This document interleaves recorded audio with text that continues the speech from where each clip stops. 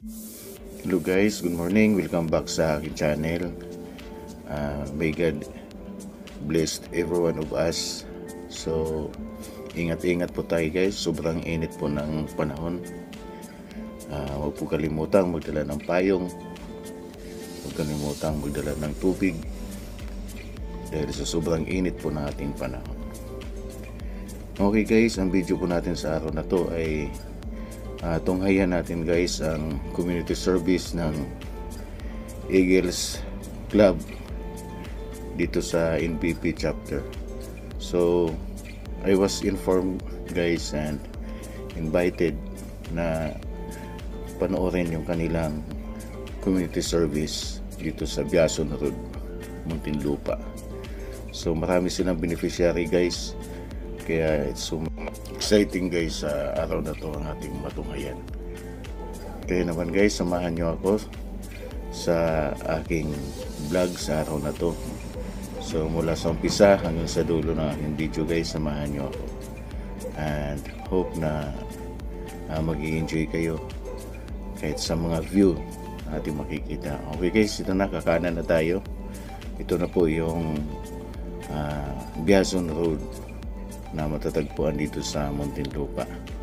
So ang way na to guys ay papunta to ng MCX, Via, so Cavite. So lusutan na to dito guys kung saan mo gustong magpunta. So dito lang to sa loob ng NBP compound. Okay guys, tara samahan nyo ako.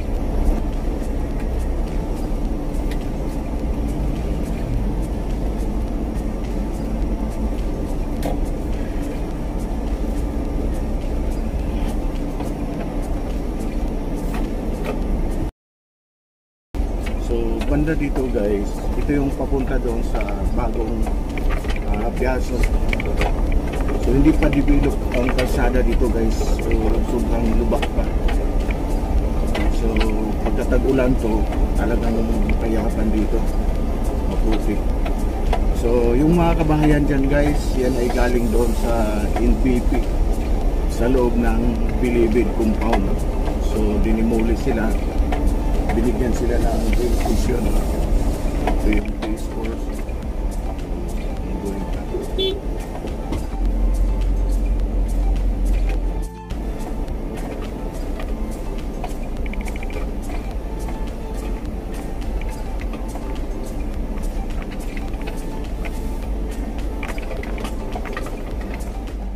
So ito na nga guys, nandito na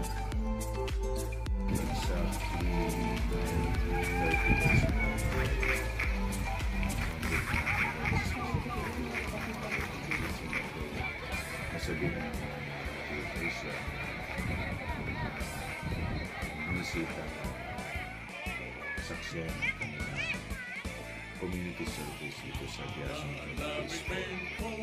So ito guys,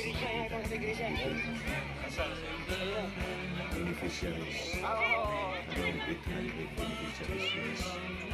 So iba-iba ang kanilang service.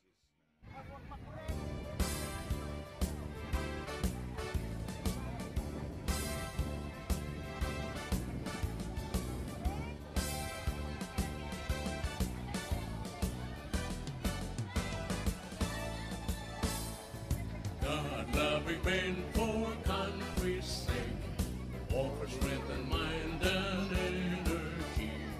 We dedicate fraternal love, service for the good of all humanity. Okay, in this junction guys, tinunghayan natin ang pagdating ng ating pinakamamahal at butihing Mayor Rolfi Biason. So I don't have any idea guys, kasi most probably kasi kaming mga Eagles, we don't invite politics or politician. But since this is a community service and then it is for the good of the community and for the people, so of course the support of our good mayor is expected. So napakahalaga guys para sa aming mga Agila o kahit sa anong organizations guys na magko-conduct ng community service and then here makita ninyo na full support ang ating city government and any government officials. Once na makita natin sila guys, so nakakataba ng puso na kinikilala nila at napapansin nila ang ating mga butihing mga ginagawa sa kapwa. So in this junction also guys, mayroon akong mahigit 100 calendar na galing din sa office of the mayor na naipamahagi sa atin at siyempre isi-share din natin. So this is a calendar of 2024. So timing na timing guys ang pagdala ko ng mga calendar para may pamahagi din sa mga nandito na nakikibahagi sa community service. So at this junction guys, so ipinakilala tayo ni Ate Gracia sa kanilang president.